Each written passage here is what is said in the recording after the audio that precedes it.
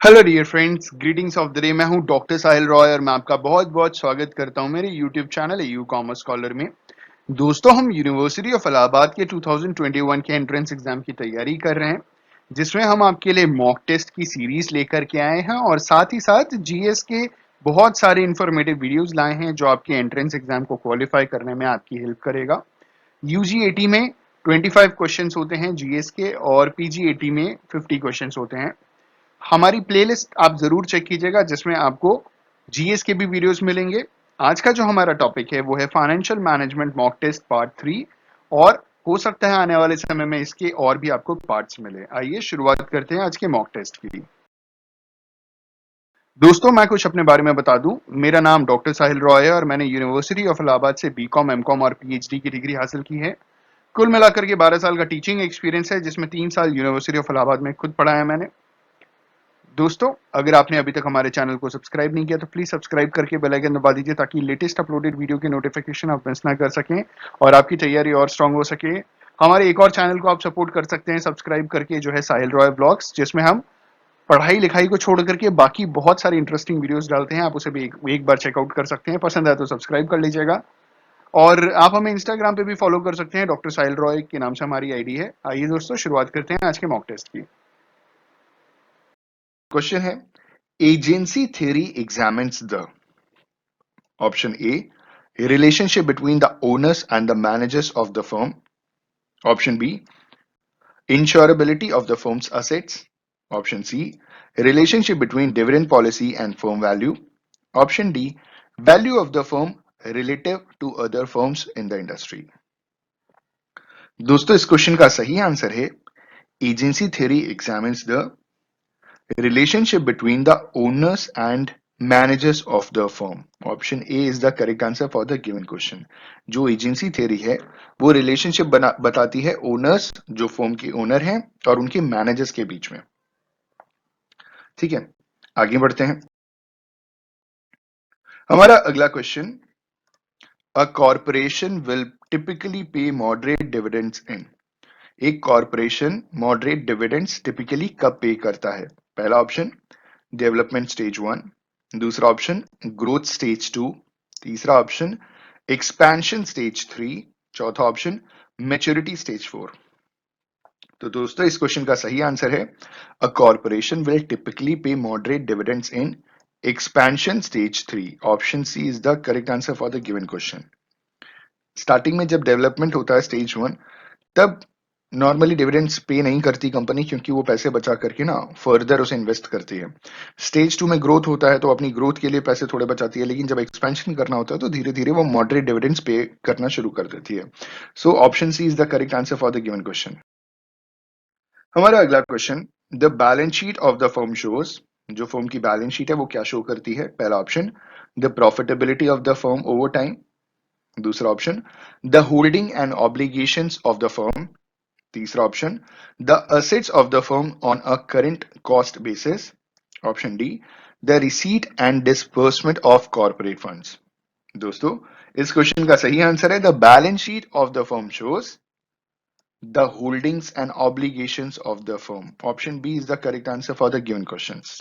ठीक है, ऑब्लिगेशन का मतलब आप समझ सकते हैं लायबिलिटीज है, और होल्डिंग का मतलब जो उसके एक हिसाब से असेट्स होते हैं। तो ऑप्शन बी सही है, क्योंकि बैलेंस शीट असेट्स और लायबिलिटीज ही बताता है, रिवील करता है किसी भी फर्म का। हमारा अगला question, the statement of cash flows. Option A measures changes in net income over time, option be the receipt and disbursement of funds of the firm, option C, the assets of the firm and the means by which they are financed, option D, emphasizes the critical nature of the firm's cash flows। दोस्तों, इस question का सही answer है option D, the statement of cash flows emphasizes the critical nature of the firm's cash flows. Option D is the correct answer for the given question. दोस्तों, जैसा कि आपने cash flow और फंड फ्लो स्टेटमेंट्स पढ़ा होगा, तो cash flow में हम जनरली किसकी बात करते हैं? कैश इनफ्लो और आउटफ्लो की।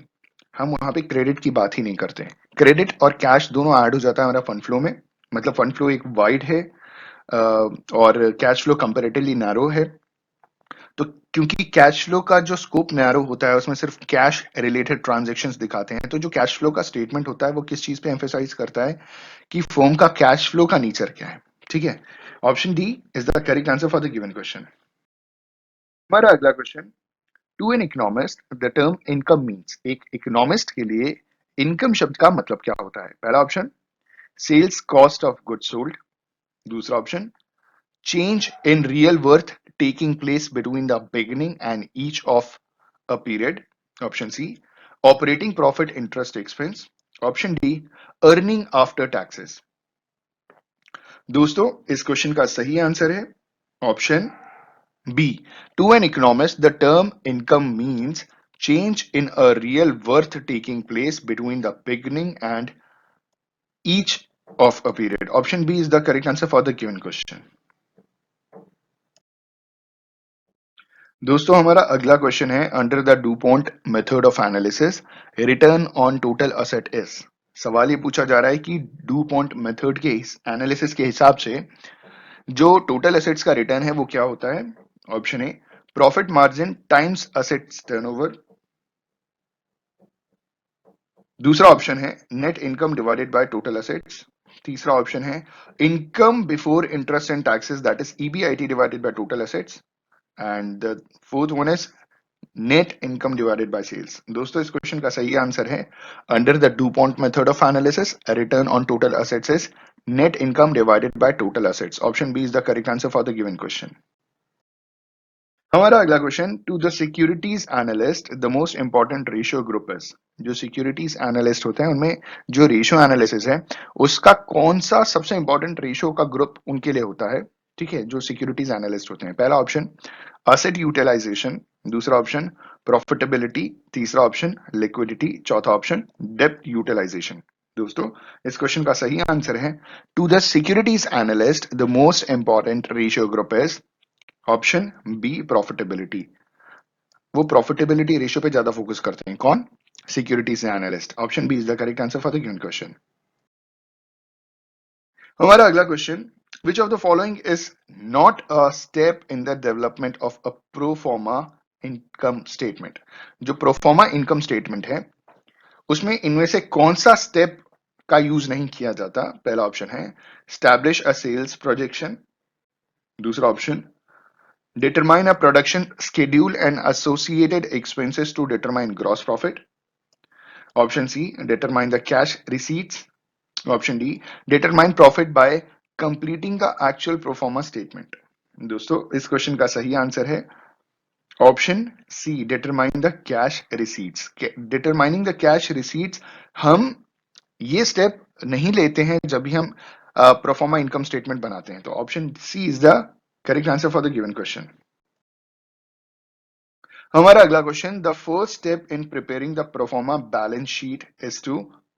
जो पहला स्टेप होता है प्रोफॉर्मा बैलेंस शीट बनाने का वो क्या होता है। सबसे पहला ऑप्शन है हमारा prepare the pro forma income statement, option B prepare the cash budget, option C prepare the statement of cash flows, option D examine the prior periods balance sheet and translate item through time. दोस्तों इस question का सही answer है option D. The first step in preparing the pro forma balance sheet is to examine the prior period's balance sheet and translate the items through time. Option D is the correct answer for the given question. दोस्तों हमारा अगला question है, on the pro forma income statement the increase in retained earning is derived. जो proforma income statement है, जो increase in retained earning है वो कहां से डिराइव की जाती है। पहला option earning before taxes, that is taxes. Option B earning after taxes, जहां से आप डिविडेंड लेते हो। Option C operating profit taxes, and option D operating profit dividend. दोस्तों इस क्वेश्चन का सही आंसर होगा on the pro forma income statement the increase in retained earning is derived earning after taxes, that is dividends. Option B is the correct answer for the given question. ठीक है दोस्तों आगे बढ़ते हैं। हमारा अगला question, most break even analysis is conducted on the basis of cash flows. दूसरा option is theoretical only and has little impact on the firm. Option C excludes fixed cost. Option D is done on the basis of accounting flows. दोस्तों इस question का सही answer है most break even analysis is done on the basis of accounting flows. Option D is the correct answer for the given question. हमारा अगला question the indifference point identifies जो indifference point है वो क्या identify करता है पहला option equality of impact on EPS between two financing plans option B equality of impact on EBIT between two financing plans option C equality of impact on revenue between two financing plans and option D is equality of impact on number of shares between two financing plans. दोस्तों इस question का सही answer है the indifference point identifies equality of impact on EPS between two financing plans. Option A is the correct answer for the given question. हमारा अगला question the key to current asset planning is ensuring that the firm remains current on its obligations. Option B, maintaining an inventory surplus to ensure liquidity. Option C, forecasting sales accurately and matching production with the forecast. And option D, maintaining the proper rate of asset growth. दोस्तों इस question का सही answer है the key to current asset planning is forecasting sales accurately and matching production with the forecast. Option C is the correct answer for the given question. हमारा अगला question which of the following would not be important in examining the firm's buildup of accounts receivable cash current assets? Option A sales forecast. Option B cash receipts and cash payment schedules. Option C income statement option D a brief cash budget दोस्तों इस question का सही answer है option C income statement would not be important in examining the firm's build-up of accounts receivable cash current assets. Option C is the correct answer for the given question. हमारा अगला question an inverted yield curve often foreshadows an inflationary period. Option B a recessionary period. Option C, a large government bond issue. Option D, nothing at all. दोस्तों इस question का सही answer है an inverted yield curve often foreshadows a recessionary period. Option B is the correct answer for the given question. हमारा अगला question जो थोड़ा सा बड़ा है जरा इसको देखते हैं इन्होंने सवाल पूछा है कि if a firm has an average daily remittance of कितना है भैया $4 million and 1.5 day in the collection process may be saved through a lockbox system.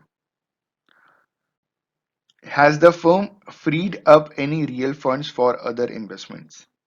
ठीक है पहला option no these funds are theoretical in nature only. दूसरा option yes approximately 2.6 million that is 26,66,667 has been freed up approximately. Option C, yes, approximately 6 million has been freed up. And option D, cannot be determined from information provided. तो दोस्तों हमारा सवाल था कि जो firm है अगर उसका एवरेज रेमिटेंस का मतलब होता है ट्रांसफर ठीक है वो 4 मिलियन है दैट इज $40 लाख और 1.5 दिन लगता है कलेक्शन प्रोसेस में तो एक दिन का कितना हुआ 40 लाख तो 1.5 दिन का कितना होगा 60 lakh that is 6 million option C is the correct answer for the given question ठीक है दोस्तों अगला क्वेश्चन है हमारा अगला question the level of accounts receivable for the firm we have 4 options should be judged based on historical standards of industry norms. दूसरा option should be judged as to whether the return earned on accounts receivable equals or exceeds the potential gain from the other investments. Option C is irrelevant as long as sales are increasing. And option D is not the concern of the financial manager.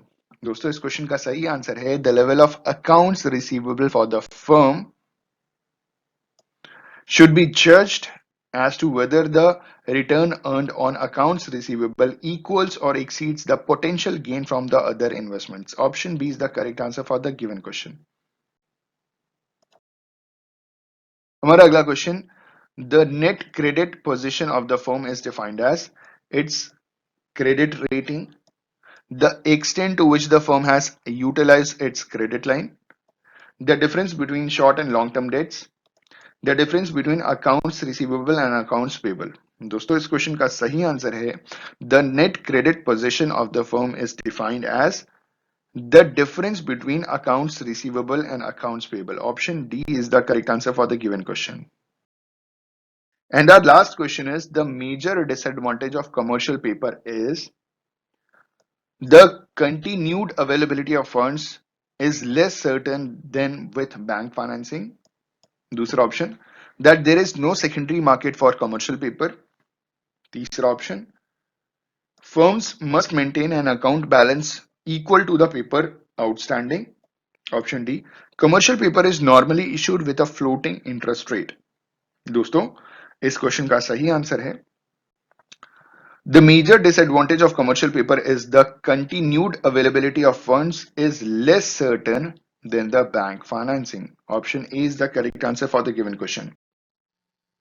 दोस्तों हमारा पहला question है the interest rate used in time value of money calculations is also referred to as जो interest rate इस्तेमाल किया जाता है time value of money के calculations में उसे एक और चीज कहा जाता है तो क्या कहा जाता है we have four options. पहला ऑप्शन है a discount rate, rate of return or yield. दूसरा option a discount rate, accounting return or yield. Option C a compound rate, rate of return or market return. Option D a compound rate, accounting return or yield.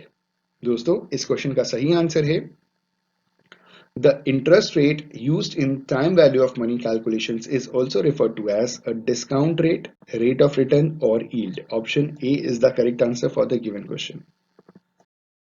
हमारा दूसरा question, the value in 5 years of a stream of payments received over the 5 years period is known as पहला option future value annuity, दूसरा option present value annuity, तीसरा option compound सम single annuity और आखिरी option present value single amount. दोस्तों इस question का सही answer है the value in 5 years of a stream of payments received over the 5-year period is known as future value annuity. Option A is the correct answer for the given question.